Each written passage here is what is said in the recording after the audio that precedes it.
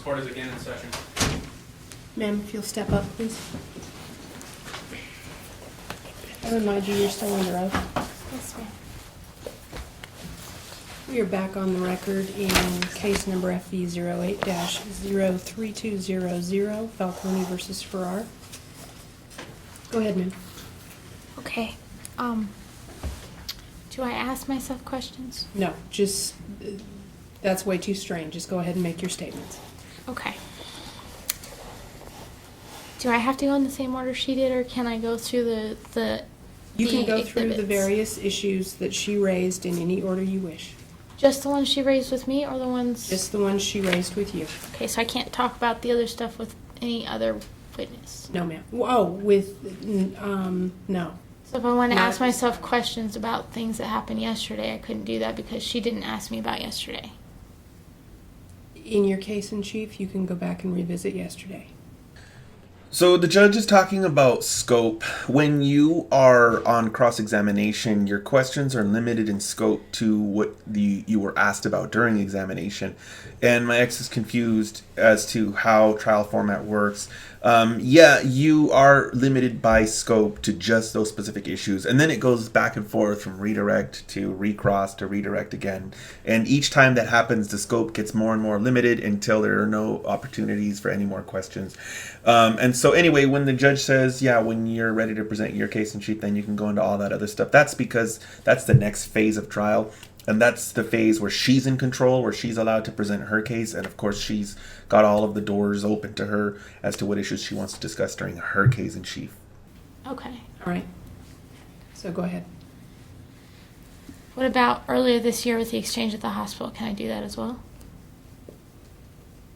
The answer is going to be the same, ma'am. Okay. If it wasn't a question from this attorney to you, you can deal with it on your case in chief. You mean after this part? Correct. Okay. I'm I sorry. mean, when you call your witnesses, you can deal with it.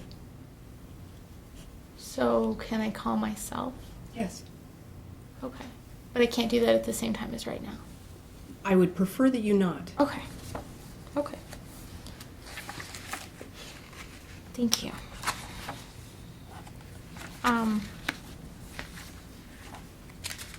So if I step out of line, you'll let me know, I'm sure. If I start asking myself questions or talking about stuff that she didn't bring up. Well, I am hoping you won't ask yourself questions. Just make statements. Okay. So the email in Exhibit B starting on P009 Yes. is not the entire conversation. Obviously from the other email that she showed on the 28th, and I'm trying to figure out which email that was, or which P that was. But obviously the conversation started much sooner than September 16th. So the idea that the first time I voiced concern that I wouldn't be able to pay for it was not on the 16th. That was not the first time I voiced that concern. I stated the concern that I wasn't sure I could pay for it at the initial dental appointment at Dentistry for Kids. And the gentleman that was filling out the paperwork with us had stated that No, ma'am. it was, You can't tell me what other people told you. I had the understanding that it was possible my insurance would cover the anesthesia. And what it said in the exhibit, which was the very back, is it W? At W on P90, I think? No. P91? P91. It stated that the amount due was $1,000, which if you divide in half would have been roughly around $500. Which was nothing close to what it ended up costing. So that was the understanding that I had at the time. And I probably could have come up with that amount at the time, but I definitely couldn't come up with more than that. Yeah, and I just want to remind everyone, I know I've said this before a number of times in the My Docket series, but Nevada law controls on this issue and it does not require her to agree anyway. So all this is doing is just taking her from a losing position and moving her into another losing position. Even if she was able to prove that she didn't agree, it still wouldn't matter. And that's why I went to my work, and it is my testimony that I went to my work, and I communicated that to Mr. Falcone in email, which I believe they have in here. And it's right here in this email in P009, where I stated that I could cover it in January, and that was not the first time I told him that, when the new stuff would kick in, if he wanted me to get that insurance and wait until January. So, but I couldn't afford the procedure before that, and it wouldn't have cost that much in January. Be that as it may, I'm still glad that it got done. Let's see. Then, in P13, where I stated that it isn't medically necessary and isn't covered by insurance, that's what I was told by my insurance, was that it wasn't considered medically necessary for him. And it was my understanding that was because of his age, that because he was over, and I don't know what age it would have been, but he was over a certain age, and they only figured anesthesia was necessary for younger children, and that it wasn't necessary for older children. And that's what I was stating. I wasn't stating that I believed he didn't need it. And I never said in here that I didn't think he didn't need it. Just that my insurance wouldn't cover it. And that's the context of everything I was saying, was that my insurance wouldn't cover it. My insurance was saying it wasn't medically necessary.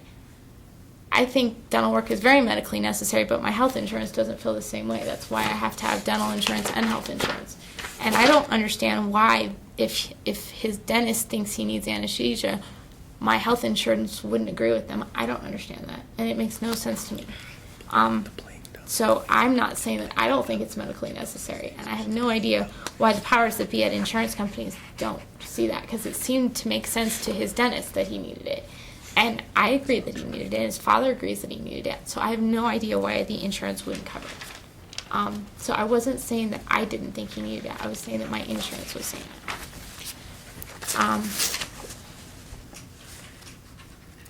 And then since we have all of Exhibit B in, I believe, correct? Yes.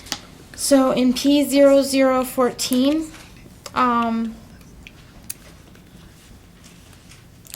he notified me that he was going to have surgery on the 20th, but he did not tell me the name of the surgical place or give me the location or provide me the time, so until the last minute.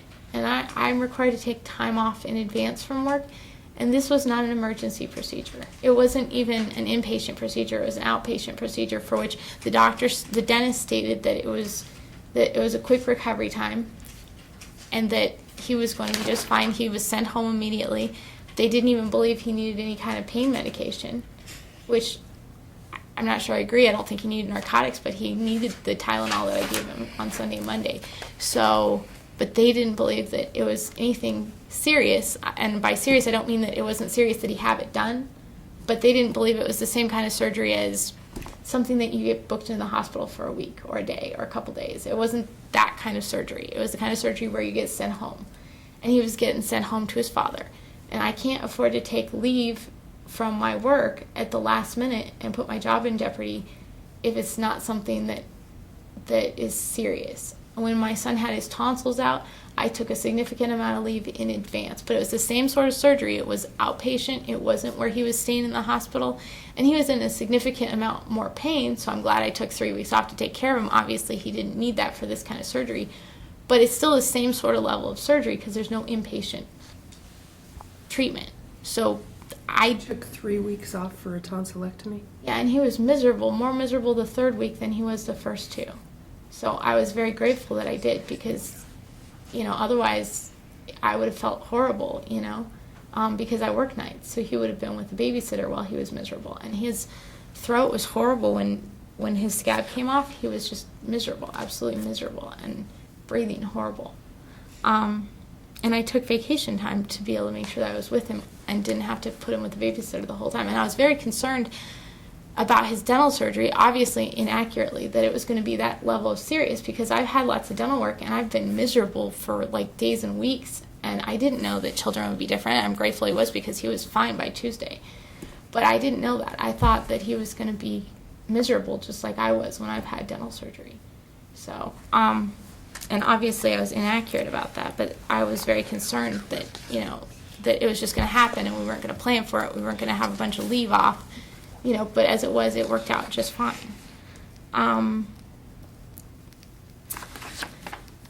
My statement about August 28th, which is P0016, Mr. Falcone believed that this was necessary, that it happened immediately. And Actually, the testimony was that the dentist believed it was necessary that it happen immediately. okay, so they both did. And I'm not disagreeing with that. But it was so important to him that he couldn't bother to make an appointment with his general doctor, that he had to send it to me to do, because it was more important for him to do school and work and civil trial things. And so it was up to me to make an appointment that was so important that he was going to just leave it for me to make until the 12th of September, because for 12 or 14 or however many days he didn't make it, it wasn't that big of a deal to him. So my thing is, I've made almost all of my son's appointments for his doctor and his dentist and his vision over the years, and I'm thrilled that he stepped up to take over the dental part, and that's great. That's awesome. Why would I have a problem with him stepping up? I did all of it for years. I'm totally thrilled that he stepped up. The tonsil thing, I did all of that completely by myself, except for one visit he came to. So if he wants to step up and do all the dental thing, I think that's awesome. And why would I step in and take over and be like, okay, I'll make this appointment for this thing that you're trying to get done? Let him handle the dental. You know, I've handled it for years, and I handled everything else. So if he wants to step up, I'm in support of that. You know, I don't think I can parent a child by myself. I think he's supposed to have another parent. So, and I don't think it's fair for him to blame me that it happened at the last minute because he chose not to make the appointment. Let's see.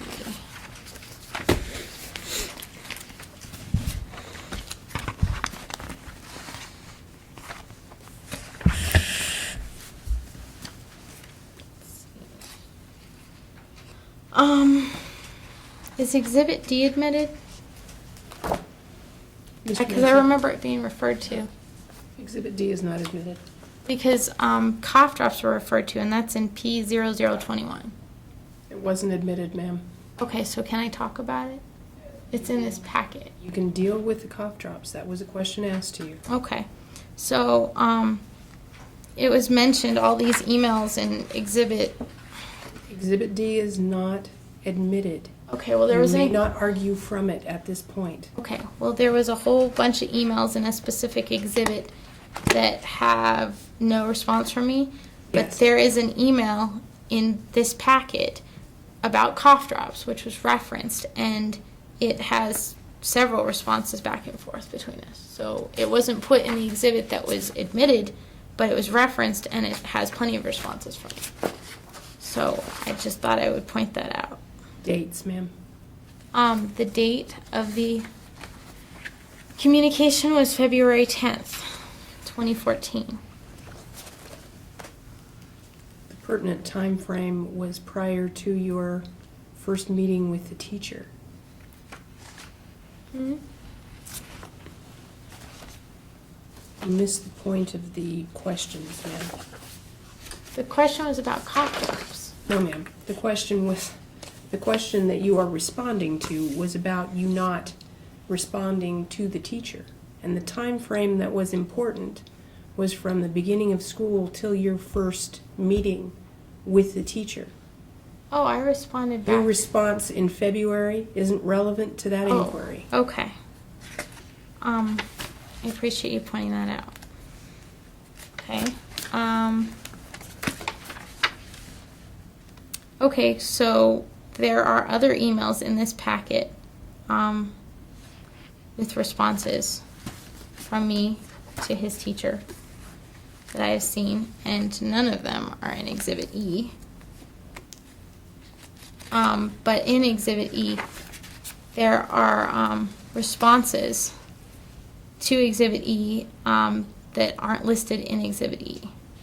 So, for instance, November 4th was listed in Exhibit E. It's P0027.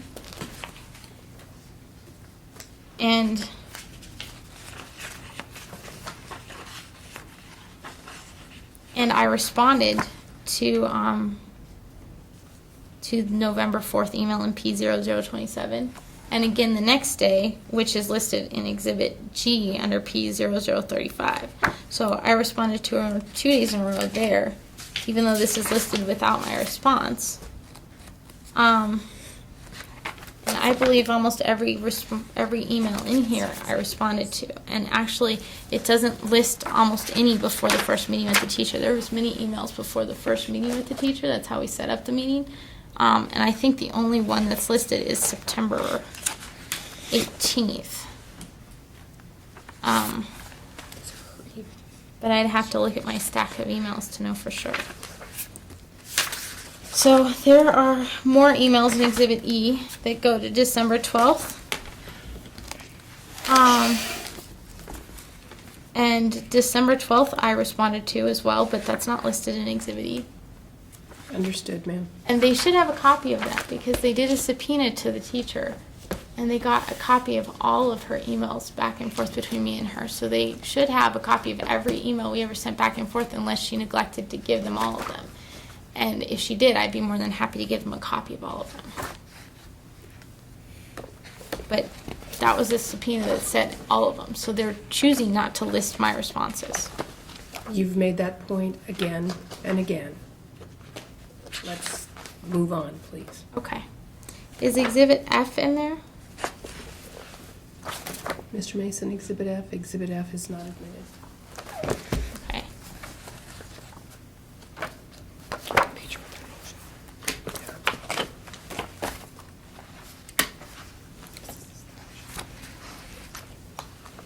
Okay, because the same email in Exhibit E is also listed in Exhibit F. And it's not in evidence, so I'm not considering it. Okay.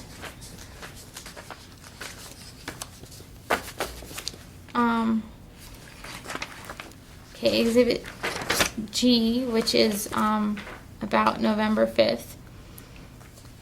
So yes, I wrote everything in this email. And yes, I was being honest. And as much as my lawyer freaked out at me for how this would look, my son had been suspended 3 times for violence. And I'd taken him to psychologists repeatedly. And yes, it's my personal belief that he has behavioral issues because of the way his father treated him or treats him, and because of the ongoing issues between us that obviously are going to have an impact on our son. But that's just my personal belief. Whatever the cause of it is, I can't fix those things. You know, I can only fix my part. So I took him to psychologists repeatedly. And he had a favorite one until she moved out of state. And then we couldn't find another child one that I thought he would do well with. And his father tried taking him to one once, I believe. But I don't think he took him more than once. And, I mean, he got suspended in kindergarten. He got kicked out of kindergarten his first year.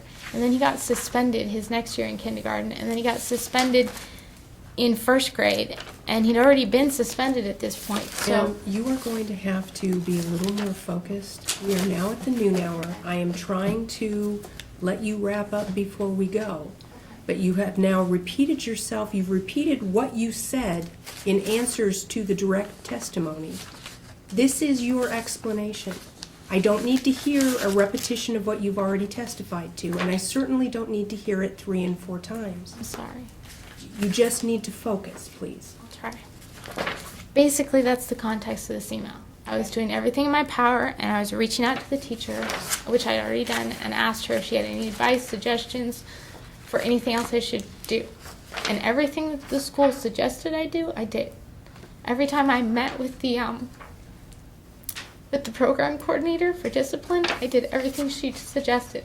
I changed my son's diet. I got him like more vitamins than he already had. I did every last little thing that I could think of to do beyond the basics that he was already getting, like sleep and, discipline.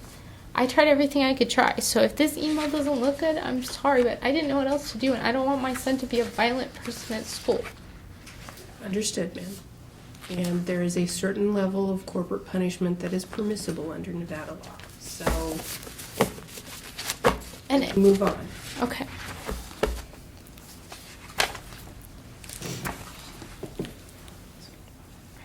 Okay, so we're in Exhibit H, which was admitted, right?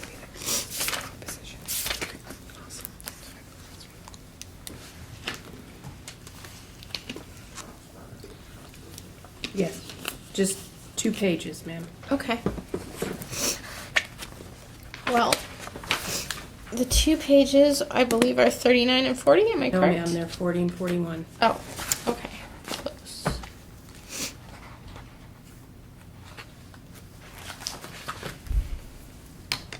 Okay. So,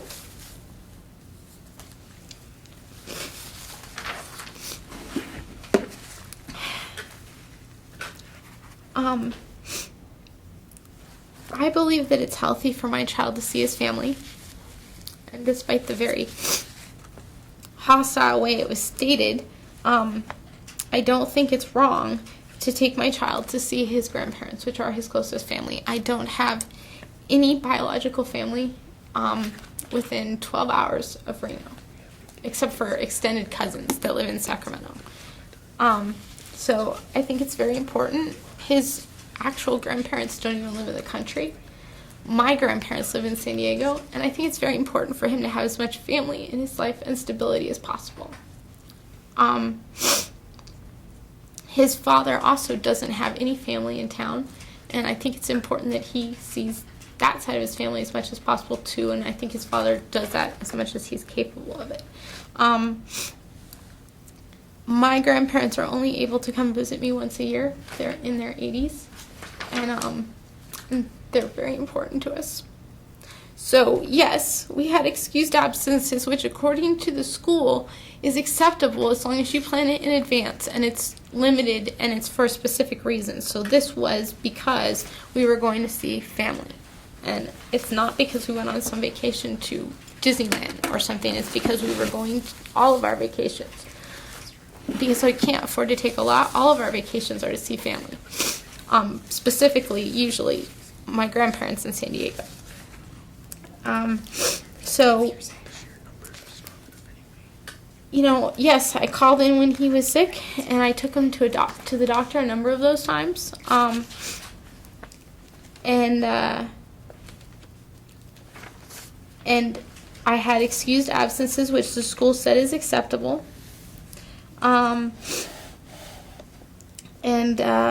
He was not tardy with me ever. He was late once. The difference is that if you're, I forget if it's 5 minutes or less, but it's something small amount that if you're just barely late, they don't mark you tardy. And I don't understand the difference because he's never been tardy, so we haven't had to worry about it. But he has been late once with me apparently, which I didn't know, but I see, and so he's been late with me once. He's missed time with his father for things like the surgery, and also when he's been sick. His father has had sick absences as well, and I'm not sure if he took him to the doctor or not, but I know he did take him to the surgery. So, but he's been tardy a number of times with his father, tardy and late, and it also lists in here his suspension, which happened at the end of September. So, he had one suspension in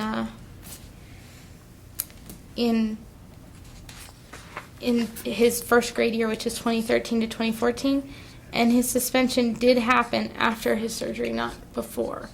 But I'm not an expert, so I don't know how much it matters how close to the surgery. I know she said it was like resetting the clock. But it happened after his surgery. So he still struggles, but he's doing better. But he did better in first grade. He only got suspended once. than he did in kindergarten, and he hasn't gotten suspended so far this year. And I think, sure, the dental work could have helped a lot. I think it's also because of discipline and because he's getting older and because he had a really understanding kindergarten teacher and he has a really awesome second grade teacher, and his kindergarten teacher is also working with his second grade teacher. So I think it helps because he already knew her. So I think that really benefits him that he got to be with her again. And so he's really improved. And I don't think that me keeping him home when he's sick is a bad thing, because when I send him to school and he's not feeling well, he has really bad days. And every time he has a red day, or even worse, well, it's not red anymore, now it's brown. But every time he has a brown day or a blue day, blue days used to be good, but they're bad this year. Anyway, it's very devastating for him. And he at the beginning of last school year was telling me that he doesn't think he belongs in school and he's not a good kid and that he can't do school because he always gets bad days. So if he's already tired and not feeling well, I don't want to send him to school to have a bad day and have him feel like he can't do it. I want to set him up to have good days all the time because he builds on that. Now, it's my understanding you understand Washoe County's policy with regard to absences? And I've followed it. Policy? I've followed it. And the maximum number of absences your child can have? Are you aware of that? I don't have it memorized, but I know that whatever it is, we've had a lot less absences this year than last year and a lot less last year than the year before. This has been an issue for you and you don't know what the policy is? But it's never been an issue at the school.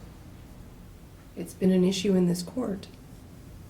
Correct. Well, originally it was an issue because when he was in kindergarten, I didn't know I had to call at all. So I wasn't calling at all in kindergarten. I just kept him home. So then I found out that I was wrong. The school district's policy was not something that you ever thought you had to familiarize yourself with? I did familiarize myself with it. That's why I know that that you're supposed to tell him in advance for vacation. And you didn't know that there was a maximum Yes, number? I do. I just can't tell you off the bat what it is. And so if you are bumping up against it with your child, you have no idea. And you'll pull him out of school to go see family. No, that doesn't count towards it. They said that you can have X number of excused absences and it's separate. It's a charter school. I think it's not. No, it follows Washoe County School District policy. They all have to. Yeah, they sent it to me, but they said that excused absences in advance are counted differently from medical absences, and medical absences are different from tardies and lates, and those are different from just not calling at all, which is a period absent. Well, it's unexcused. Yeah, unexcused. How much more do you have, ma'am? I believe I'm close to being done. Okay.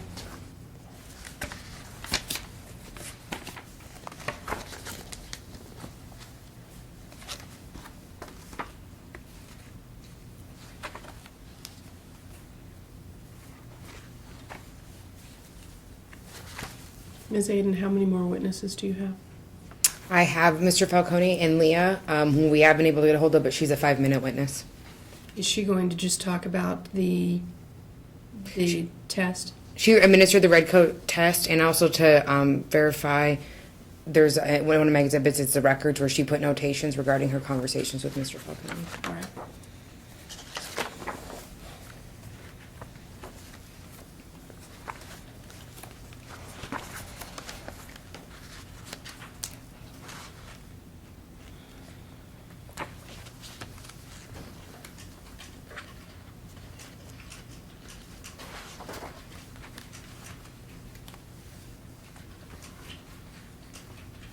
Okay.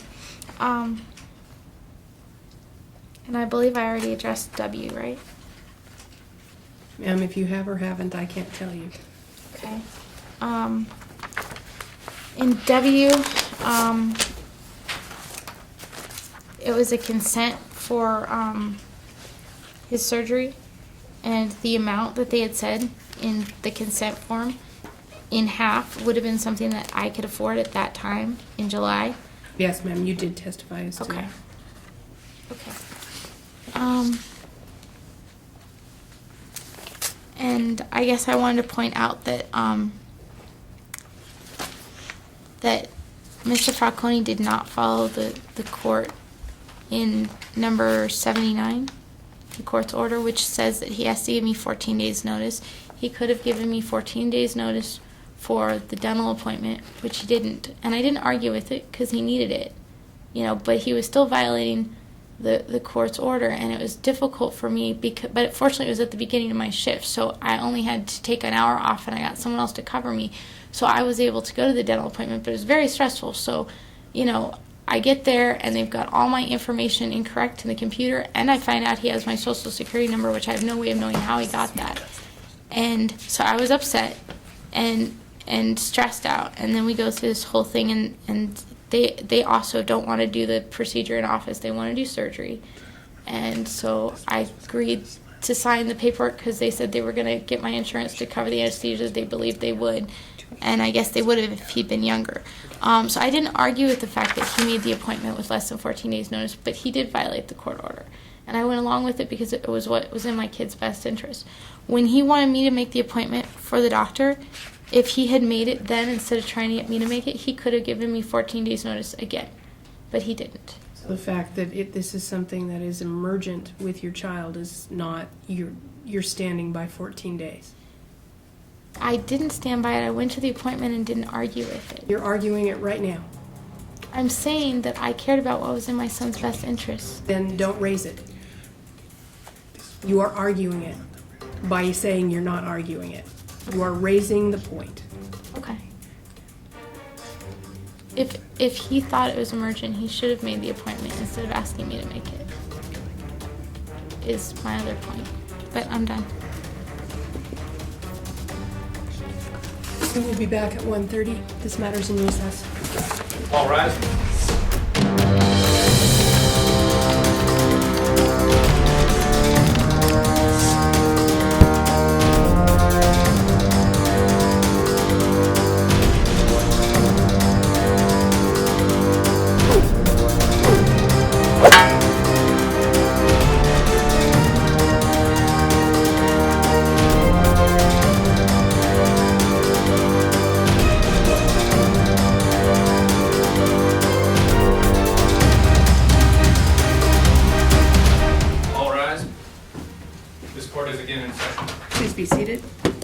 We are back on the record in case number FE08-03200, Falcone versus Ferrara.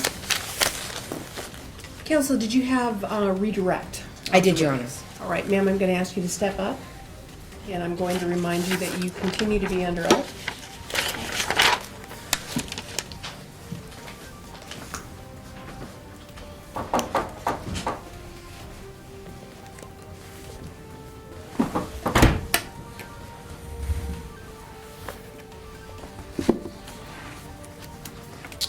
You had testified that in reference to Exhibit W that if the cost had only been the $1,000 indicated in there, that you'd be willing to pay the $500. Is that correct? I would have been able to pay the $500. Did you pay that $500? No. Did you contact Dentistry for Kids and attempt to work out a payment plan of any kind? A payment plan? No, they made it clear that you needed to pay it up front. Did you talk to Mr. Falcone about working out something with him in order to make sure this dental work could get done? No, he said he was going to pay for it all and let me pay him later. And I told him that he wouldn't have to pay that much. Neither one of us would if we waited till January. Did you ever call Sorry, that was not responsive to the question. Would you answer the question? Did you make a payment schedule? With Mr. Falcone? Yes. No. Thank you. Did you attempt to make any kind of payment schedule with the dentist's office? Other than the first time we were there when we filled out the paperwork? No. And you were present today when you were in the courtroom when Dr. Melinda testified that this surgery needed to happen immediately. You heard that testimony? Yes. You also testified today that you were okay with the surgery, but the insurance said they didn't think it was medically necessary, so that's why you objected to the surgery. That's correct. But you wanted the surgery to be done. I wanted the dental work to be done. I wasn't thrilled about the anesthesia. I don't think he was initially either, but nobody seemed willing to do it without the anesthesia. Can you turn to Exhibit B, page P09?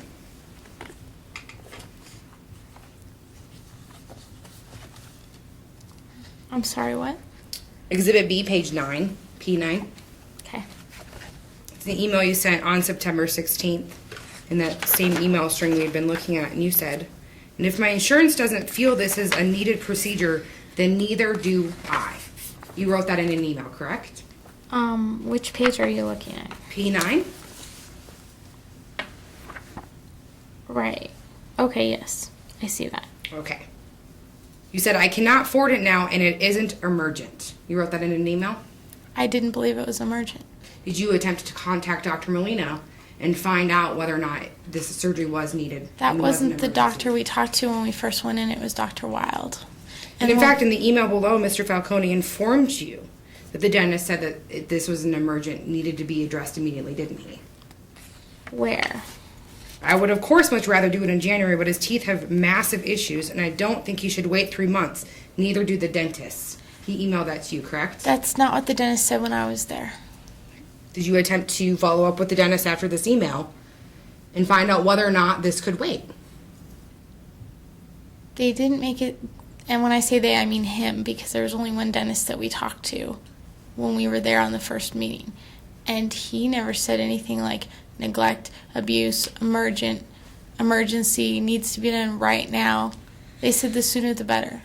In response to Mr. Falcone's email where he's informing you, the dentist is saying it needs to happen immediately. Did you attempt to contact the dentist and confirm if that was in fact the case? He hadn't been back to the dentist, to my knowledge, since we'd both been there together. How would he know anything more than I did?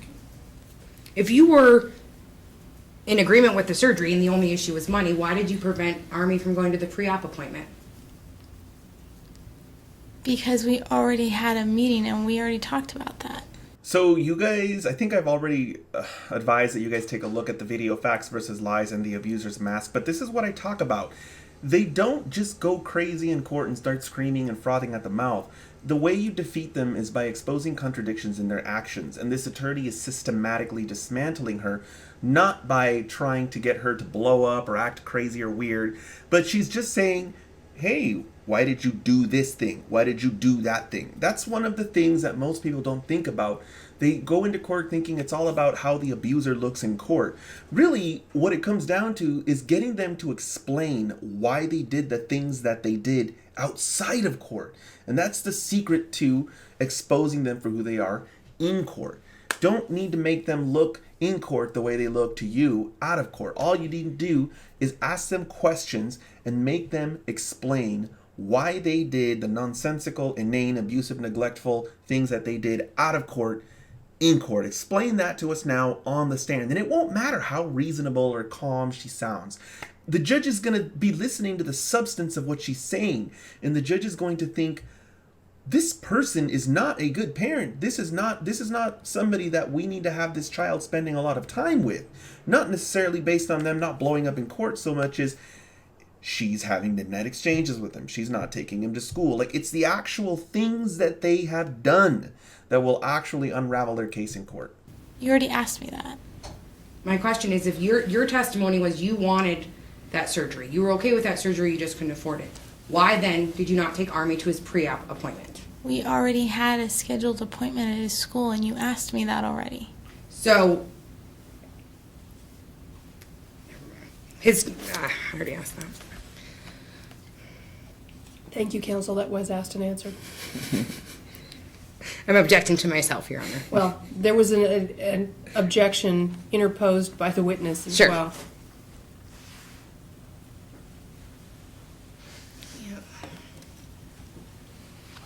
What do you think is more important? His tutoring or his dental care? I think they're both important, and they can both be accomplished. Who pays for the tutoring? What do you mean, who pays for the tutoring? Who pays for the tutoring? It was part of his school requirements because he was struggling in school. Did that have any out-of-pocket costs for you? No, it didn't have extra costs. You testified that Mr. Falcone wasn't attending the appointments previously, the dental appointments. But I that was didn't before he say wasn't showing up. exactly that. I said that he didn't show up to most of them, most of the dental, most of the all of the vision to that at that point in time, and most of the medical appointments. And wasn't that actually addressed by the court in response to a motion filed by Mr. Falcone, based on your not informing him of those appointments? No, a couple years after 2008, he filed something, but I had been notifying him. We didn't have anything specifically set up like we do now, like with the 14 days, but I had been notifying him, I know, because I was scared to death every time I notified him because he'd never tell me if he was coming or not. In fact, that was addressed by the court, too, that he needed to provide me a timely response on whether he intended to come or not. Let's talk about that court order. Order after hearing filed on May 10th, 2010. Your court order to make the appointments, aren't you? No, we both make the appointments. You're not court ordered to make the appointments and then notify him of the appointments. I wanted that, but he agreed in court. I don't remember which time. He was trying to file a motion for separation of parental duties, I think is what he called it. He wanted me to be completely responsible for all medical and him to never have to take him to the doctor ever. And that's not realistic. And he wanted me to not be allowed on school property and him to make all the school appointments and everything. And I would, in his words, I believe, be allowed to go to graduation, which I also didn't feel was realistic. I can't take him to every doctor's appointment, and if something happened to me, he should be aware of where his medical stuff is, which he's more aware now. And I'm not going to be deprived of being involved in my son's education. He needs both of us. So there was that, and I believe in the court it was decided. Then because that didn't work out, he wanted us to have to take turns making medical appointments. So I make it this time, he makes it next time. I make it this time, which just doesn't really work either. So the judge asked him some questions, and he basically came out and said that if one of us had to do it, I would be the better one because I've been doing it all this time. But the judge said there's nothing wrong with him taking him to the doctor, me taking him to the doctor, that we both need to be equally responsible for it. So it wasn't unreasonable for Mr. Falcone to email you and ask you to make the pre-op appointment, was it? I felt that it was, yes. Because if he felt it was so emergent, he needed to make an appointment. I've never asked him to make an appointment. If I felt an appointment needed to be made, I made it. You want her permission to approach? Yes. This is part of the court record. I'm handing her what is the opposition to motion to modify child custody. I do have a copy for you, Your Thank you. Honor. I want you to turn to Exhibit E. E? E. Okay. The emails between, or the emails to you Exhibit from E, the two- not in here. No, I'm sorry, in the court exhibits.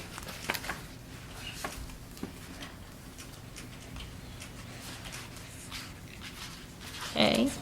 And in front of you, I handed what is the opposition to motion to modify child custody that was filed on March 20th, 2014. Okay. And this was an opposition filed by your attorney, correct? And you signed the verification affirming that the information contained in that opposition is correct. Did you agree? Yep. Without having looked at it, yeah. So you reviewed this opposition before it was filed.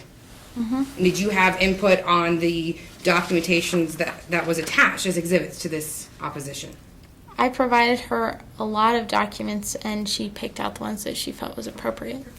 Looking at Exhibit E, page P26, I want you to compare that with Exhibit 3 of the opposition.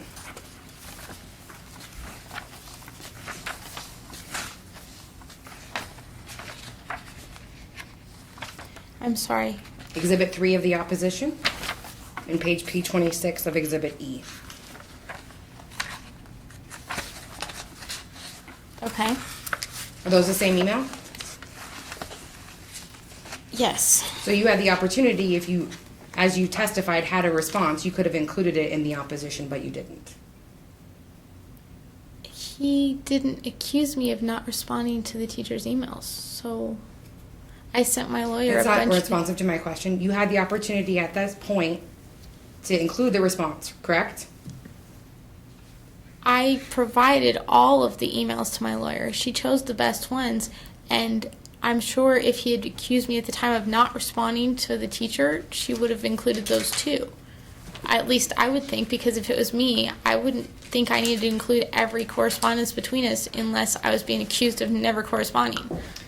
There's Which- not in the opposition in the exhibit that was filed by your attorney that you approved of, the response email is not included, correct? On this page, no. Okay. Go to the next page. Compare that with Exhibit 10. Exhibit 10. Yes.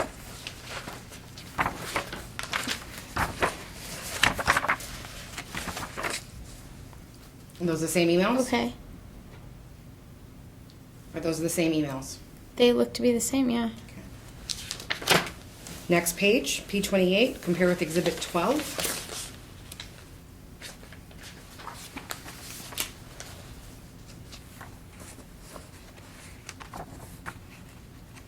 Those are the same email?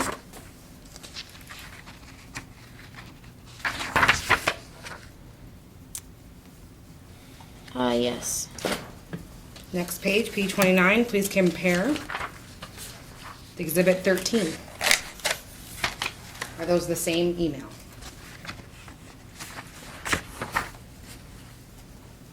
Yes.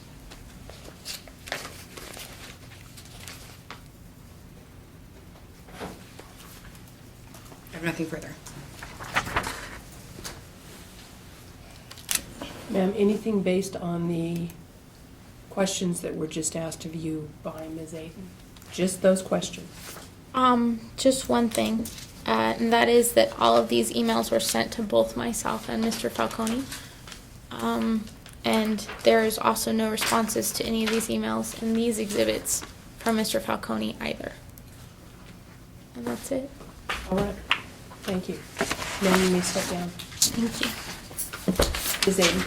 I would like to attempt to get Leah on the phone. I was given her office number to call, and she was told to be ready after lunch. She really will be 5 minutes. If we can't get her out of the first try, I will give up.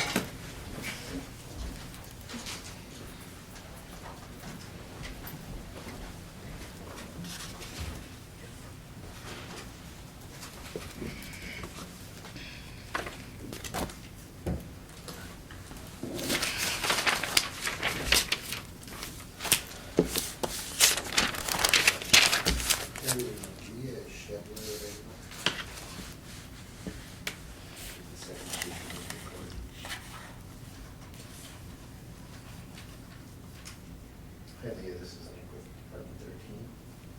We were in the hearing, we were asked to participate.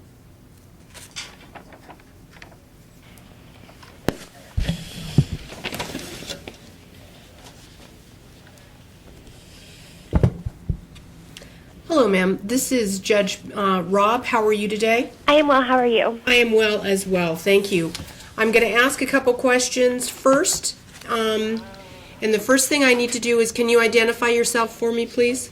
Yes, my name is Leah Shebler. And Ms. Shebler, would you please stand and raise your right hand for me? Yes,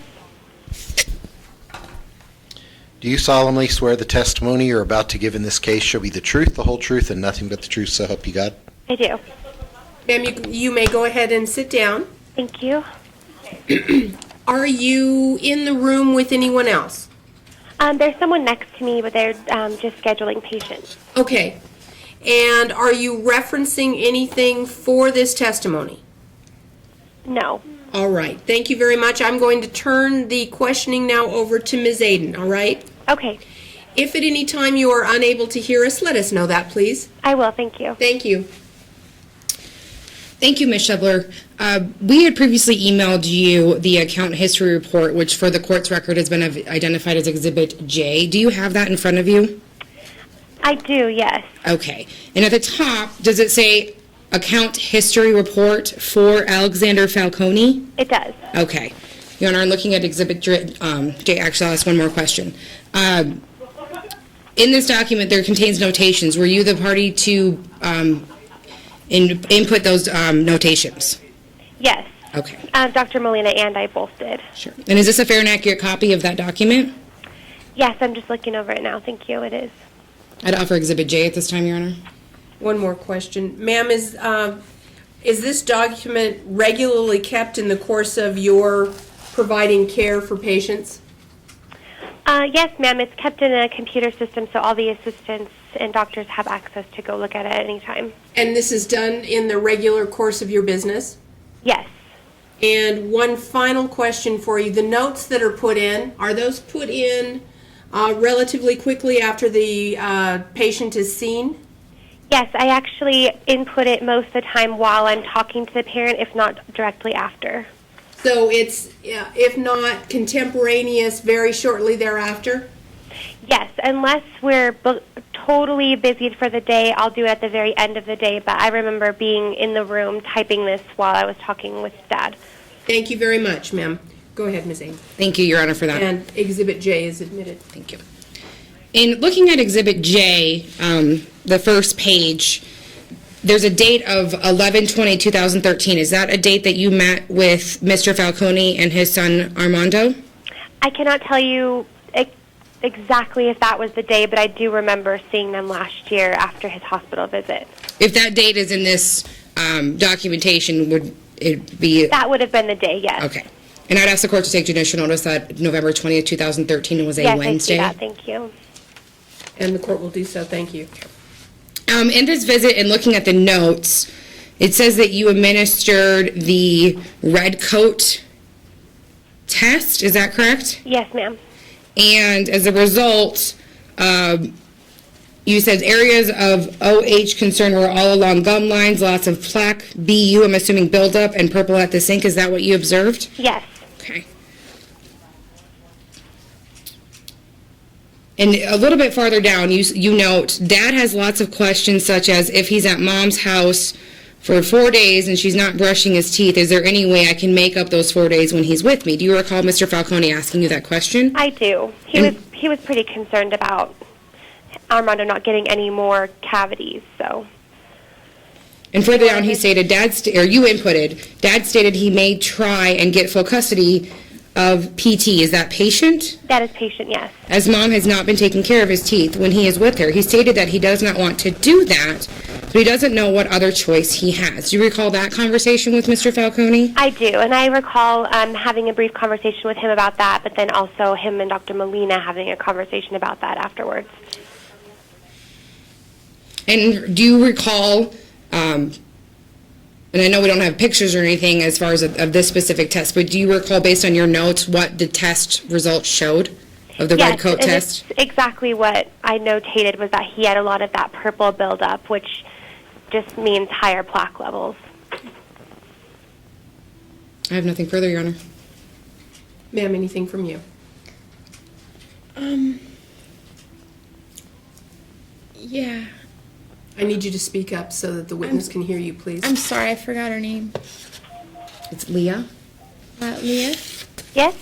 Hi, my name's Monica Ferrara, and so I have a question for you. You did the red dye at the sink in November, correct? Correct. And you did it once with him? Yes, I did it when he came for his after hospital treatment visit. Okay, and then you sent him home with red coat tablets? Yes, I believe that they asked for some extra ones so they could do the tests on their own at home. Okay, and so they didn't do any more tests at the office with you? Not that I can recall. I don't remember him coming back, but typically we don't see them for until they're cleaning after the hospital visit, so he probably wouldn't have been back. Okay. And had you ever met Mr. Falcone before this? I want to say that I did one time, but I knew that the time before that, like when he came in, I hadn't met him, so. Okay. Thank you. You're welcome.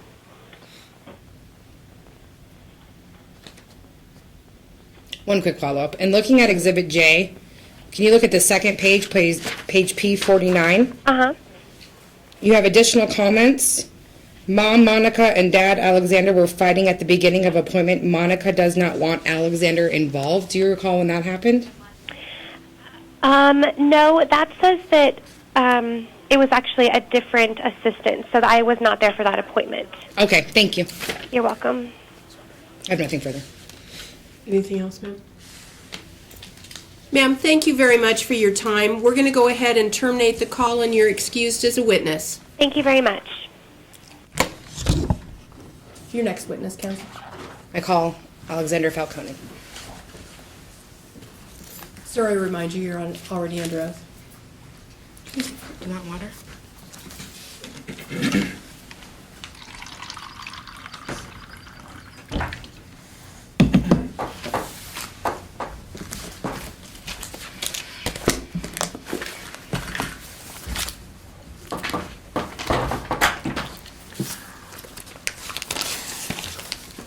Please state your name for the record. Alexander Michael Falcone. And where are you currently employed? Trinity Applied Internet. And are you also going to school? Yes. And where do you go to school? The University of Nevada, Reno. And when do you anticipate graduating? December. And after graduation, do you intend on going to law school? Yes. And where would you like to go to law school? William S. Boyd School of Law. And have you applied to Boyd? Yes. Have you been accepted yet? No. Do you anticipate being accepted? Absolutely. Why? I went to a meeting at UNR where the dean of the law school appeared and the admission person appeared, and they had us ask them a lot of questions, and I asked them specifically about my circumstances. They said they were very interested in looking for software engineers to go to William S. Boyd, and they were also interested in my publication because they just said it set me apart from a lot of the other people that applied there. And they said that if my letters were from judges and attorneys, that would impact them a little bit more as well. There's been a lot of testimony today about the dental issues, so let's talk about that. Okay. Ms. Ferrara testified that you had previously not attended appointments. Correct. Is that? Whose was that? That was Ms. Ferrara's. Is it off, ma'am? I am so sorry. It was an alarm. I had it on airplane mode, so I didn't know it would go off. That's your one warning. If anything goes off again, we're confiscating the phone. Understood. Go ahead, counsel. Ms. Ferrara had testified that you were not attending prior dentist appointments. Can you explain what was going on? In 2008, after settling and obtaining joint physical custody, Ms. Ferrara began to go and schedule appointments and not tell me about them. And did you seek judicial intervention to stop that? I filed a motion, and they opposed it. They did not want me to know about any of the appointments. Vision, dental, didn't matter. They didn't want me to know. And since you've been able to be involved, after intervention of the court, have you attended his appointments? Not initially, because the court said that I was to be noticed, and her response was then to give me 5 minutes notice, an hour notice, less than a day notice. So I had to file a second motion clarifying that we needed a time constraint. Otherwise, I was just getting a bogus notice. And that's how the 14-day requirement came about? Yes, yeah. And so how does the 14-day requirement work? The 14-day requirement states that Ms. Ferrara schedules appointments. She then notifies me 14 days in advance of those appointments, and then I go to those appointments. I don't really have input over what days she can or can't do it. I mean, she just gives me notice, and I either go or I don't. And what's the protocol if the appointment is under 14 days? That was a very recent motion. Now the protocol is that Ms. Ferrara contact me directly, not through her designee, and advise me that there's an emergency appointment. Anything less than 14 days is considered an emergency appointment under order. When did you first notice that Army was having some dental issues? My first concern was when he hadn't seen the dentist in quite a while. She hadn't scheduled an appointment. I first began to notice issues when he would put his fingers in his mouth and complain of pain.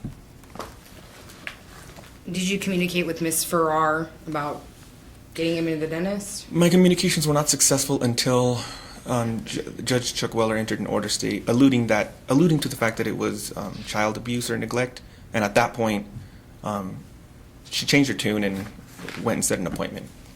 And was that the appointments that were set in May of 2013? Yes, that's the Smile Shop appointment. Okay. And those are contained in Exhibit U. I think we've already looked at them.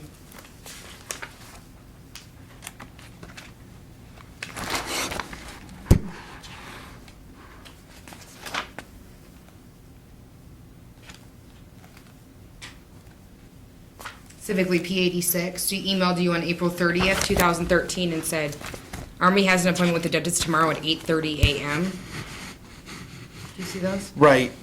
Yeah, I see it here. Yeah, not much notice, but I did make it to it. Were you texted at all about that appointment?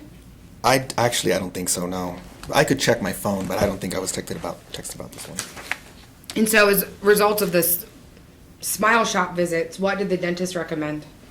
They recommended inpatient procedure, and they noticed the severity of the damage. It was 5 crowns and 2 extractions. They also noticed an additional 2 teeth with serious decay, but the incisors that were decayed, they said, would fall out on their own very soon, whereas the other teeth needed work immediately. And was that inpatient procedure scheduled? Yes, And was that sometime in June of 2013? I do. That sounds correct. Yes. In an exhibit you, she emailed you, notified you, hey, the surgery was going to be sometime next week. Right.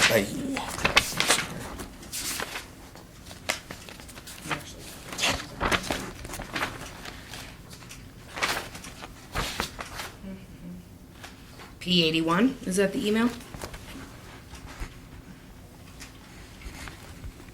Surgery stuff will be on Wednesday. Yes, this is it. And were you present for that surgery? Yes, Was Miss Ferrara present for that surgery? she was. Was that surgery successful? The surgery was aborted. And why is that?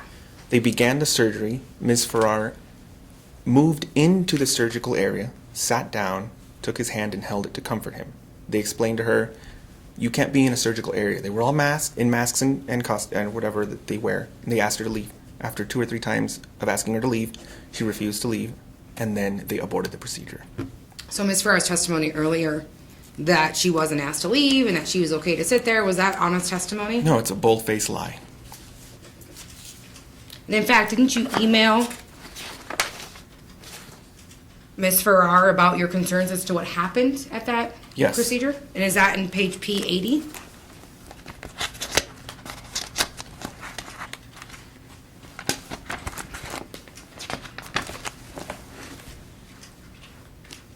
Is that the email you sent documenting her going into the Yes, this violating is the procedure? this protocol? is the email. Yes. Do you want me to read it, or I think that the judge can probably read it. okay? So was Army able to go back to the smile shop then after that a surgery was aborted? No, So was there a discussion about taking him to a different dentist? there actually was verbal between Ferrara and I at the actual smile shop after the procedure was aborted. She assured me that she was going to find an alternative and schedule it within a couple of weeks, 2 or 3 weeks, and she didn't. Were you ever notified that any appointment was scheduled? No. So is that when you scheduled the appointment for dentistry for kids? Yes. And you notified Miss Ferrara of that appointment? Yes. And that's on page P79? Mm-hmm. And did Miss Ferrara attend that appointment? She did. And was the surgery scheduled for September 20th at that July 12th appointment? Yes. And was Miss Ferrara present in the room when that surgery was scheduled? Yes. Anytime during that July 12th meeting, did Miss Ferrara communicate to you that she did not want to move forward with this surgery? No.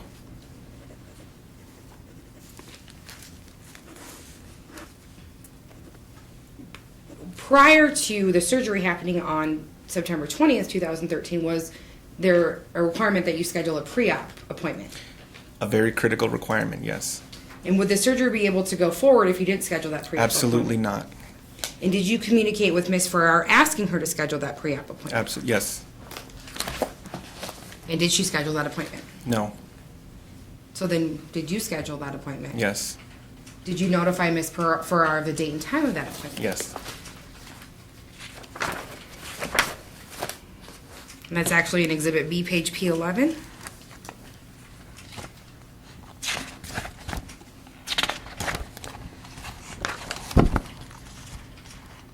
And was that appointment scheduled during Miss Ferrara's custodial time? Yes.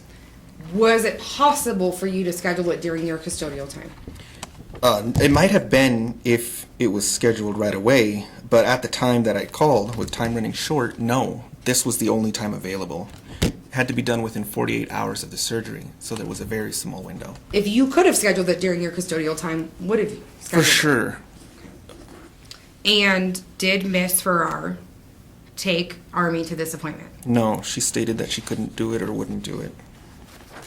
Did you arrive at the school to attempt to pick up Army to take him to the appointment?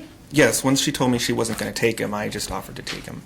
And were you able to take Army to that appointment? No, because she showed up and went in and started screaming at everyone, threatening to sue and or hold them in contempt. I can't remember the exact verbiage. I just heard screaming. And how did you hear the screaming? I had called. I did not get out of my car to go in there and confront her. I saw her go in. I pulled my phone out, called the front desk. She picked up. I could hear her through the phone. Guys, I can't even remember that. I can't even remember that. To this day, I would just assume that I found out somehow, but I completely believe it. So anyway, let's continue. So if Army didn't attend that appointment, how was the surgery able to go? It wasn't going to happen. Oh, I had to call the doctor twice. The first time I called the doctor, he stated there was nothing he could do, that it was already hard enough for him to schedule that. I called him a second time and explained the circumstances and the situation, what was going on. He felt bad and allowed us in at a last-minute appointment. And you took Army to that I appointment? did, yes.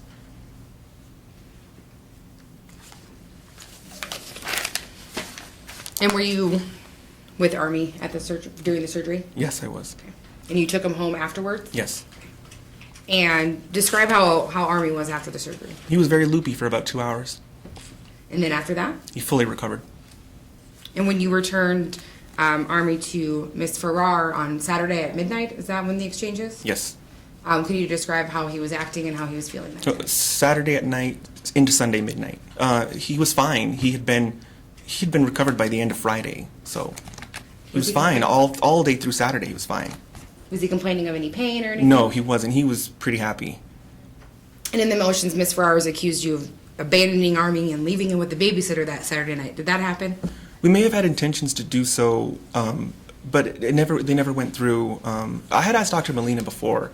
She said he would be fine, that he would recover very rapidly, and there wouldn't be any medications, any prescriptions, anything like that. We questioned her thoroughly. And when did you attempt to communicate with Miss Ferrara about what happened at the surgery and how Army was doing? Yes.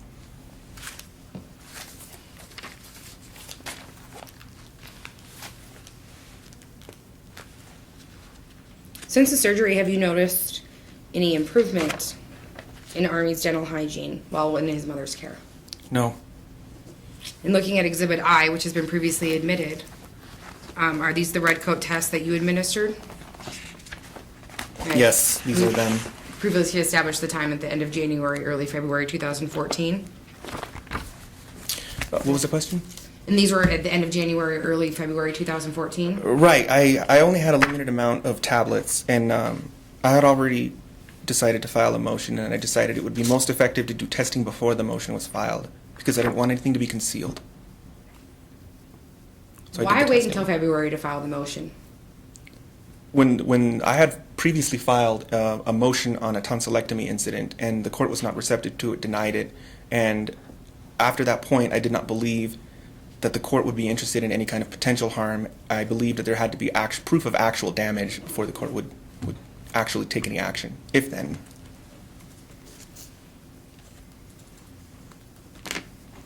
I was, well, go ahead. So what are your concerns as far as Army's dental hygiene while in mom's care? That his teeth aren't getting brushed at all. At all. And have you attempted to talk to Miss Ferrara about this? Yes. And has she been receptive to No, communication? she gets defensive. It doesn't get anywhere. It's not constructive, the communication. And who paid for all the dental bills for Army surgery? I did. And how did you pay for them? At the time, I made about 1/3 what she did, so I had to max 2 credit cards and take out loans. And have you been reimbursed? No. And all for Miss Ferrara? No, not a cent. And did you formally notify her of the payments that you made pursuant to Yes, the court multiple order? times. You turned to Exhibit T.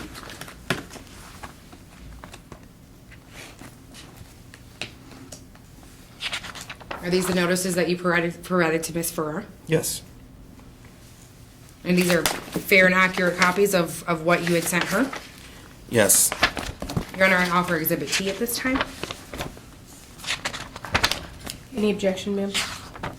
No.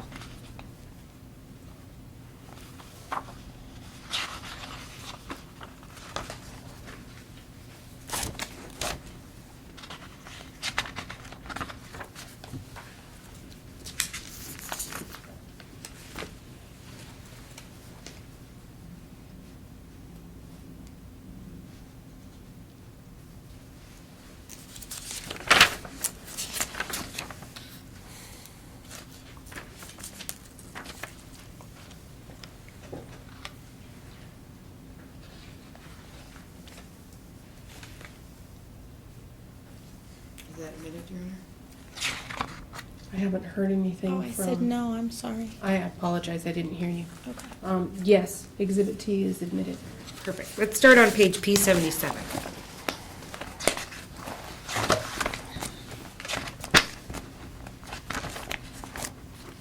Okay.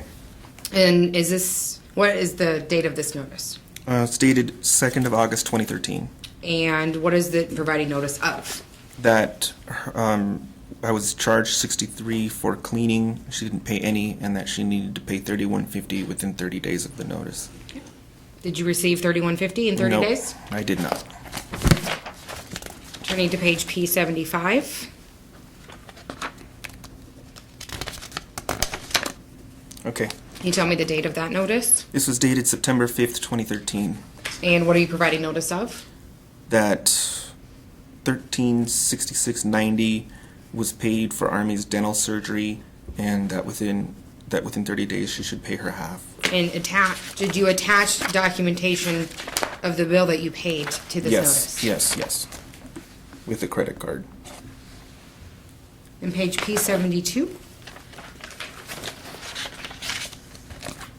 Provide me what is the date of this notice? This one's dated September 23rd, 2015. Oh wait, that's really blurry. Sorry, 2013. Yeah, I think it is. And what are you providing notice of?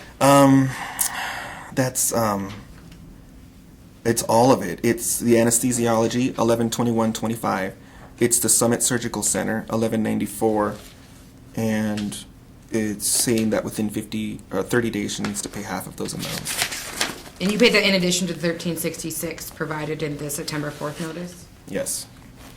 And attached that notice, did you include documentation of the bills that you paid? Yeah. And did you receive any payment from Ms. Ferrara? No. So my math is that's a total of $3,744.25 that you paid. Does that seem accurate? It seems I think I did an accounting at some point. So her half would be $1,872.13? That sounds about perfect. Did you receive any payments from Ms. Ferrara's insurance company? Yeah, I did receive an overpayment a little while later. And that was for about $416? That sounds right. And you would agree that that should be offset from the amount that she would owe? Oh yeah, I notified them and told them they shouldn't have to pay that amount, or half of that amount. Did Ms. Ferrara's insurance pay anything in addition to that refund check that you received?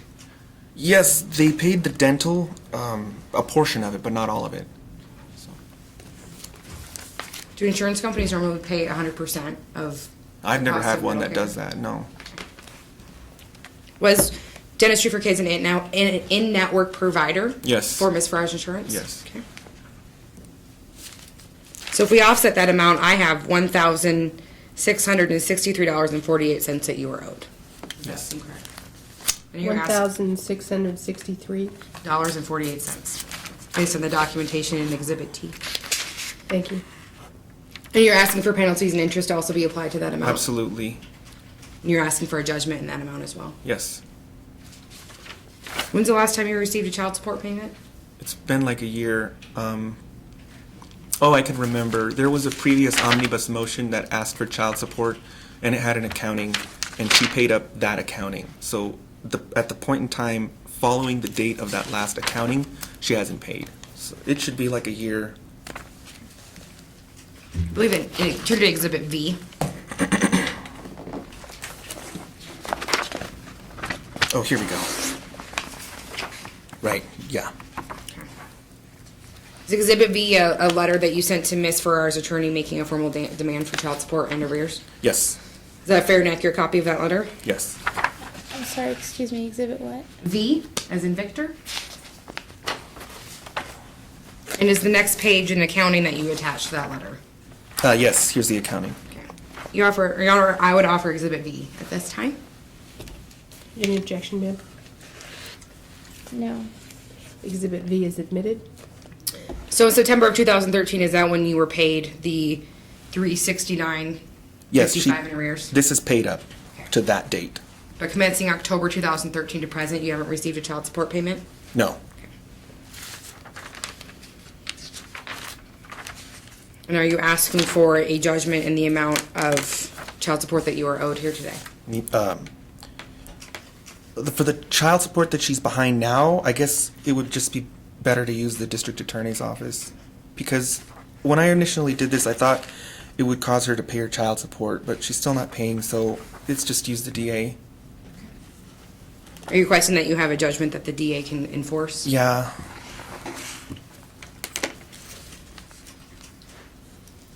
Last time you were in court was over issues relating to Armando's school attendance. Has that issue improved?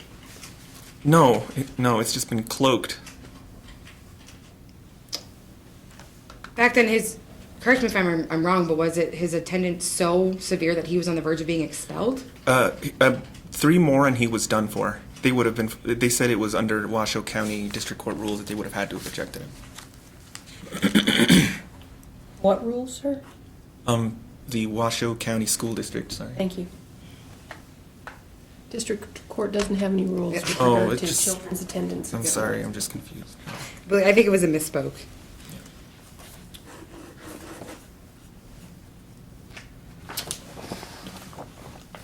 Let's look at Exhibit H, page P40 and P41, which are the 2 pages of that exhibit which have been admitted. Okay. Got it.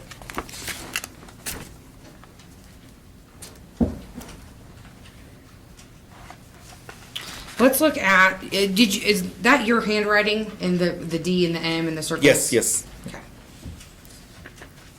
In looking at, I wanted to just go through and explain kind of what happened when there's D's. I see one at February 27th, 2014. Yeah, this was one where halfway to the school he claimed he forgot his lunch. Rather than take him back home, we stopped at a Quick Mart and got him some little Lunchables, and that caused me to be late. So you're just tardy. He wasn't absent? No, he was just tardy, and it wasn't that long. It was like maybe 5 minutes. Well, he was noted as missed instruction, so it was a significant late event. I don't know how it wasn't long. I don't know what they mean by that. So this is not appropriate. Chuck Weller used to do this, or Judge Chuck Weller used to do this too. Don't let the judge stuff testimony or argument in your mouth. I don't know why. I guess it seems more common in the family court that the judge wants to argue or have a debate with the witness. But the problem with that is the witness is presenting testimony to the court. Testimony is evidence. So when a judge says something like what she did, that will cause oftentimes a parent to say, oh, okay, well, I didn't know, or something like that, which is unfair to them because it transforms their testimony from what they intended into something else, not because that's what they actually think is true, but because they're afraid of the judge. So my response was to say, okay, well, I don't know what they call it, but my answer is my answer. The reason I answered that way is because that was the truth, and I wanted to make sure that my testimony was consistent with the truth. So the judge should not be doing that. Again, it's not as bad as what District Judge Chuck Weller used to do, which is actually basically shove arguments down your throat, things that you didn't even want to argue in court. He tried to sort of manipulate you into arguing. That was way more out of bounds. I think this was just an I think this was probably just a statement the judge just blurted out without thinking. It's definitely not something that she should have done.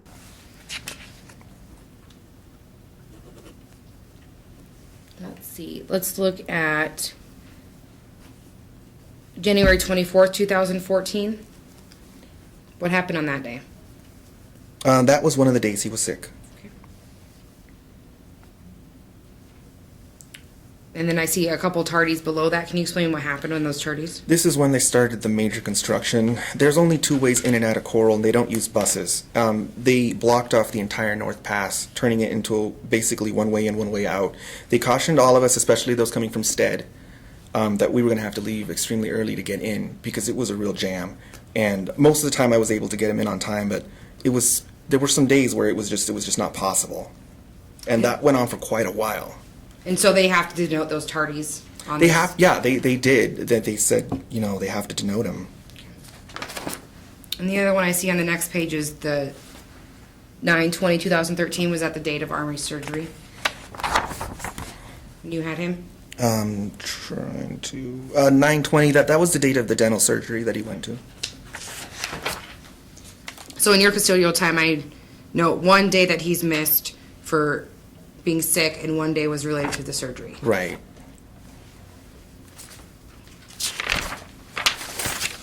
Have you ever been notified Let me ask it this way. Do you know why Army wasn't in school last Tuesday and Wednesday? No. Were you ever notified by Miss Ferrara? Rarely, if ever. But, rarely.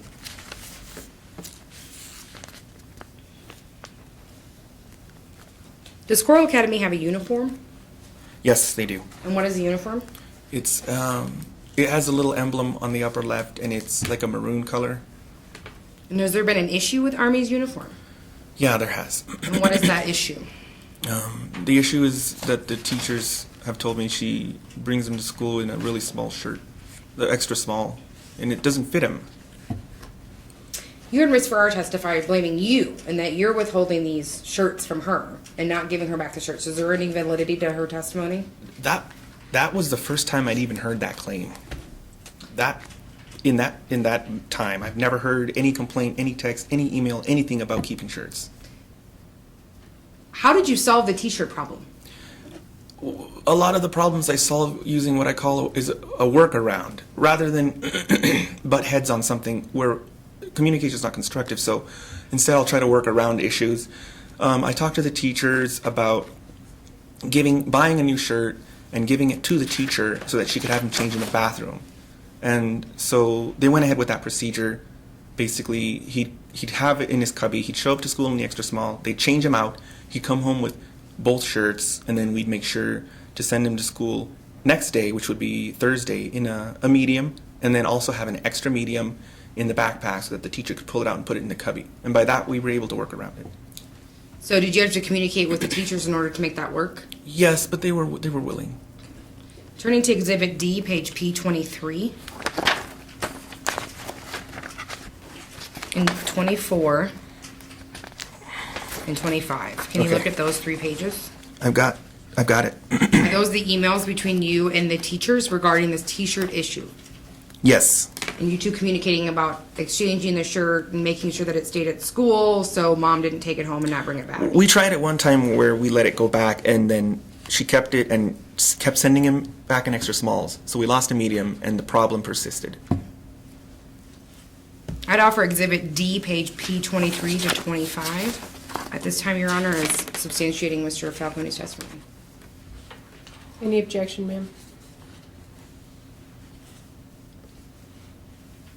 No. Exhibit D, pages P23 through 25 are admitted. Thank you. What was the issue with the cough drops? Miss Williams contacted me. She said she felt that Ferraro was undermining her deliberately, and I, did my best to. I really don't know how to help them work with her because I don't have a relationship with her. We can't communicate either. So I think in this case, I just told her I would either email Ferraro or that maybe she should email Ferraro, one or the other.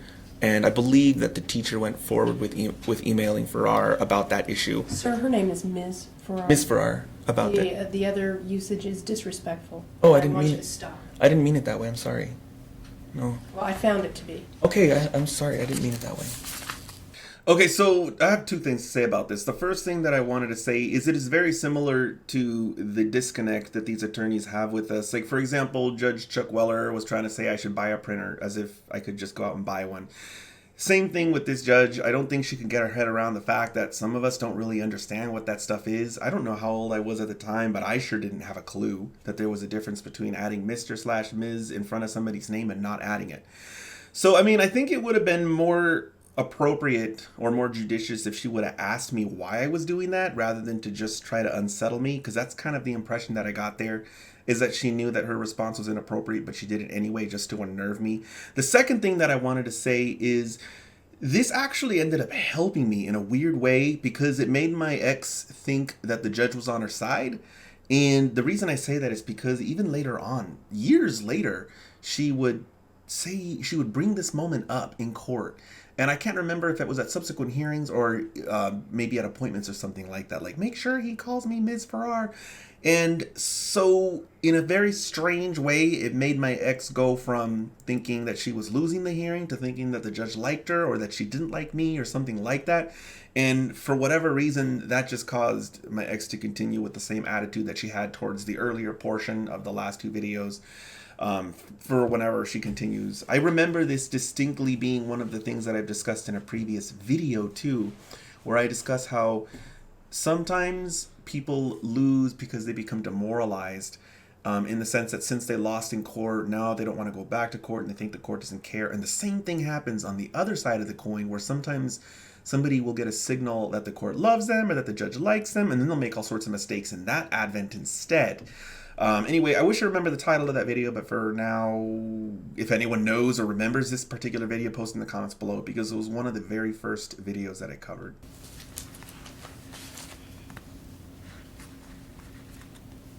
Was there an ongoing issue last year between Miss Ferrara and the Army's first grade teacher? What was the question? Was there a communication or an ongoing type of issue between Miss Ferrara and Army's first grade teacher, Miss Williams? To the extent that you know. I do know they seemed to butt heads.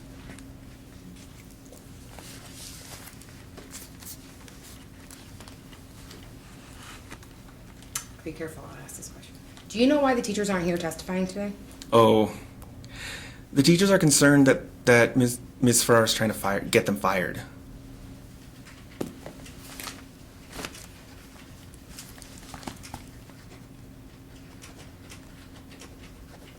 Did you know that Miss Ferrara...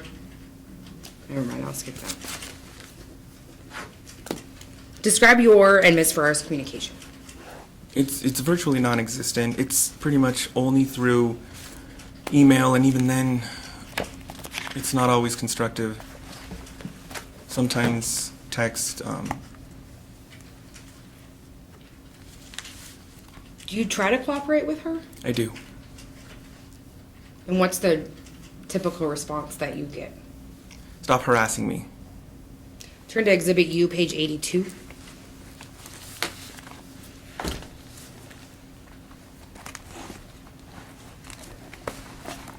Okay. Is this an email you sent to Miss Ferrara on July 25th, 2013? Yes. And can you describe the content of that email? I was informing her that I'd paid Army's dental portion and that a reimbursement request will be coming in the mail shortly. It must not be in the right. Oh, is it P78? P82, Oh, sorry. P82. Oh, this was right after the contempt hearing, or on the day of, and I was telling her that she didn't need to freak out and be stressed out, that if an order was violated, I didn't care as long as there was a way we could fix it or work around the issue. I just didn't want her to be stressed out. I didn't want her to feel like she was walking on eggshells, and so I sent this email. And was this your attempt to reach out to her and communicate with her? This was one of the many. There were a few before. This is one of the most recent.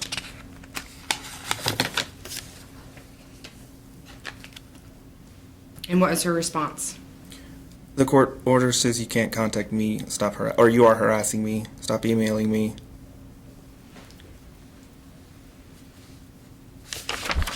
Was there a communication, what is the communication protocol as far as texting is concerned? Time sensitivity, like anything that's time sensitive should be texted. The only time there's like a specific day rule is for like medical appointments, and that was because of a recent order. But who are you supposed to text when you have to communicate with Ms. I Ferrara? text her designee, and then her designee texts her, and then when she texts me through her designee, unless it's a medical emergency, then she has to text me directly. This was argued in a recent hearing. So she's court ordered to text you directly if there's a medical emergency? Right. And how is the medical emergency defined in the court order? Any medical appointment that isn't scheduled with 14 days notice. And is Ms. Ferrara following that protocol? There was only one opportunity for her to follow it, and she didn't follow it. She sent it to me through the designee. Did you attempt to communicate with Miss Ferrara last Saturday night regarding the midnight exchange Um, to confirm the time? right, yes. I was concerned there would be an issue, so I often will send a reminder to avoid that. And who do you send that to? Through if it's a text, through her designee. And why this Saturday was there potential confusion as to the exchange time? Which Saturday was this? It's, I'll just say daylight savings time. Oh Saturday. yeah, the daylight savings time. I didn't want there to be an issue with that, so I sent her a text saying, "Hey, there's daylight savings tomorrow. Just making sure I'm leaving in an hour to meet you at the exchange." And what was the response you got back? The response was, "Daylight savings doesn't hit until 2. You are harassing me. Stop harassing me."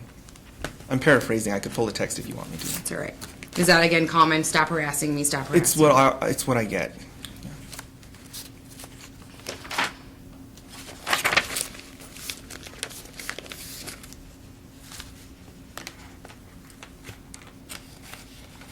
Why do you exchange at midnight again? There was a settlement a long time ago in 2008, and I was getting a lot of concessions, and I did not want to argue that point, especially since they assured me that Ms. Ferrara was going to obtain employment during a day shift instead of a swing shift, and that at that time we wouldn't have to do the midnights anymore. So I agreed to it. Do you think that a midnight exchange is in Army's best interest? No, I've tried to change it numerous times. In the court, you've been unable to get that. It's time denied changed? every time. And have you observed? And at the exchanges, is Army normally sleeping? He used to be sleeping. He's not anymore. Why not anymore? At some point about between 6 to 8 months ago, she started to insist that I wake him up so that he can walk to her instead of being handed from my arms into her arms.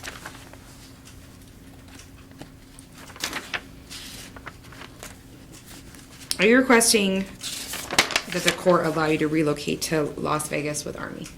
Yes. And why is that? To attend law school, and also I could, there's better job opportunities there and higher wages for software engineers. And also because I have a lot of family there and none here.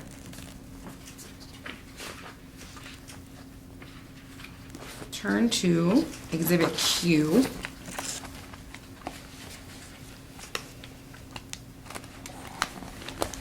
Can you tell me what that is?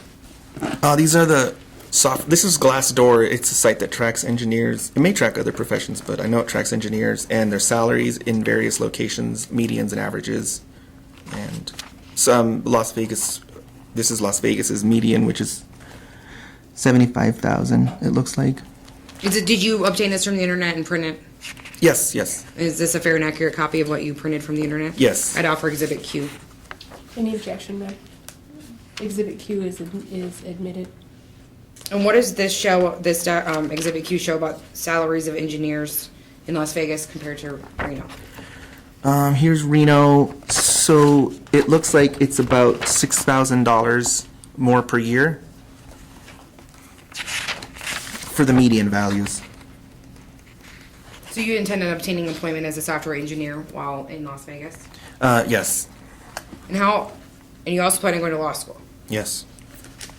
You plan on working, how often do you plan on working? Part-time. So the question begs to be asked, how do you believe that you can manage law school, which as the judge and I both know is very demanding, working a job, and caring for Army? How do you plan on balancing all of that? Because I'm already doing it right now. Even though computer science and engineering is an undergrad degree, it's a very high intensity degree. You're doing basically project after project after project, and there's no step-by-step process to get to the completion, to complete a project. So it's already intense work. I'm already taking care of Army while I'm going to work and going to school. I'm actually working more now. So if there was any issue, if it was extremely challenging, I could drop from right now 3/4 time employment to part-time employment. So. What family lives in Las Vegas? My stepdad, 2 of my cousins, an uncle and aunt, my grandmother, 2 of my stepsisters. How do you think that moving to Las Vegas will improve Army's life? He'll have a bigger family network instead of just me. and visiting his family on vacations, he'll be able to have much more contact with them. And I'll also, through employment and through ultimately a law degree, I'll be able to obtain a higher salary, provide him with better living environments, better schooling possibly, better access to education and healthcare. Are you moving to Las Vegas to try to take Army away from Miss Ferrara? No. In fact, it's in the court record, you told Leah that you wanted to avoid this. Yes. So then why are we here today? We're here today because, and this is almost separate from the teeth. The teeth issue, the problem is he's starting to suffer permanent damage. I went into this initially wanting him to have as much involvement from both Mom and I. And as the case progressed, I wasn't being allowed to, go to his appointments and stuff, but I always set that aside and dealt with it separately. I only once previously tried to get custody, and that's when he wasn't going to school and he was about to get expelled. And once she took him to school, after the motion was filed, I withdrew that motion because I didn't want to take him away from her. But I'm starting to see that no matter how much I want things to work out that way, no matter how much I want him to be with both parents and to benefit, it's just not happening. No amount of wishing is going to make it work. As soon as the motion for the absences was resolved, the absences persisted. It's just that now they were being hidden by sicknesses and going on vacations. And the concern is, and it's a very real reality, that if there's any kind of order to compel her to brush his teeth, what's going to happen is she's not going to brush his teeth until the night before she drops him off, and there's not going to be any way to test, and it's just going to end up having more permanent damage. What are you requesting if the court grants your request for primary custody? What are you requesting for a custody? I'm requesting that it basically comes down to less days. Less days means less dental neglect. So I was requesting every other weekend. And if the court were to permit you to relocate to Las Vegas, how do you envision that visitation? She could have summer and or winter break. She could have, spring and or winter break. She could have summers, vacation chunks out of the summer, and Skype sessions every day, however frequent she would like. Calling him, he just needs to get his teeth brushed. Do you have personal knowledge of Miss Ferrara's dental habits? Yes. And how do you have that? We were together for about 3 years. And what did you observe while you were together? When we were initially together, I found it odd because she would brush her teeth with Listerine, not toothpaste. And when I asked her about it, she explained that when she was a kid, everyone told her to brush her teeth, and that if she did, her teeth would be okay. And that ultimately, she did what everyone said, and her teeth still got decay and cavities, and so she felt it was pointless to brush her teeth. And so that was the reason I got. Hey guys, sometimes I get this question. Some people think that counts as hearsay. There's an exception to the hearsay rule. You're allowed to use hearsay if it's about your opponent who is there in court, because then they can actually come up on the stand and refute what you're saying. So you can't use hearsay for somebody who's not present in court. That's not fair. But you can use hearsay if somebody is there, because as I mentioned earlier, there is an opportunity for them to confront what you're saying they said. And then towards the end of our relationship, she just stopped altogether. Brushing your teeth.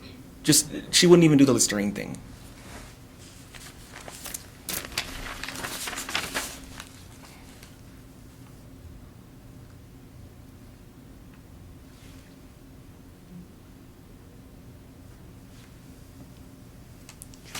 I'm just going to 1 minute to look at my notes, Your Honor. Of course.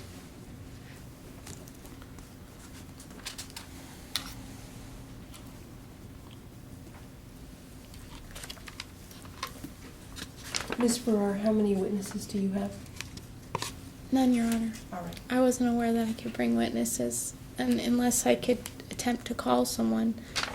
And today's the day. Can I attempt to call someone? Well, they'll have to be here. I haven't disclosed any witnesses for today's hearing. I haven't. It would be if I could, it would be my boss, and it would be one question because he was present the day that I was at Army school. That Mr. Falcone claims that I was screaming and threatening to sue them, and he was present. So that would be the only thing I could ask him if my boss picked up the phone. The other one would be the person who was at the drop-off yesterday, who would most definitely tell you that Army did not climb out of a window, nor did I drag him.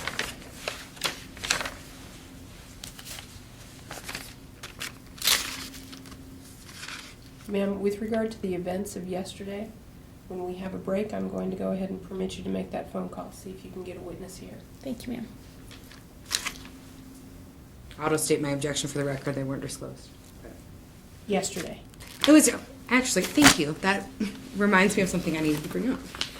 Could I ask a quick question? Do Just a you, moment, ma'am. What- We'll deal with things one at a time. okay. These relates to the events of yesterday, so thus these are emails that I just received as far as the notice of the vacation request. All right. And thus I could not disclose them within the 48-hour period as it just became an issue. This is a good move by my attorney. She's using the judge's own ruling against her. So the judge is allowing my ex to bring an undisclosed witness because of the lack of notice, and so my attorney said, oh, okay, well, I'm going to do that too. Excellent move. So, I'll provide you. And ma'am, your question. Would the person need to be here or could they be on the phone? Since we don't even know who they are, they're going to need to be here. Okay, well, because it would take them 20 minutes to drive here. Let's do this. We'll take a 10-minute break right now. And on these, I'm cool with these. I was wrong. I didn't see them and I didn't realize. So, I mean, if I can save her a little bit of time.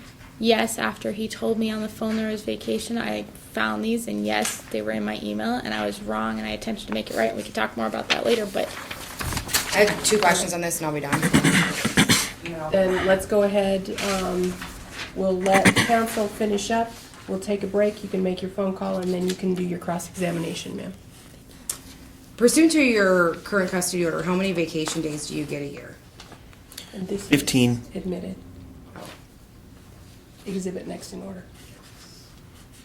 And did you email Miss Ferrara on September 12th, 2014, claiming November 3rd through November 8th as vacation days? Yes. Okay, and that has been admitted as Exhibit X. I'm sorry, yes. And then did you send a follow-up email to Miss Ferrara on Saturday, November 1st, reminding her of your exercising those vacation days? Yes. So based upon these emails, and you provided the proper notice, should have November 3rd, this Monday, yesterday, have been your custodial time? Yes. And were you able to pick up Army? No, my wife called me frantic. I have nothing further. All right, we're going to go ahead and take a 10-minute break. Ma'am, go ahead and make your phone call. All rise.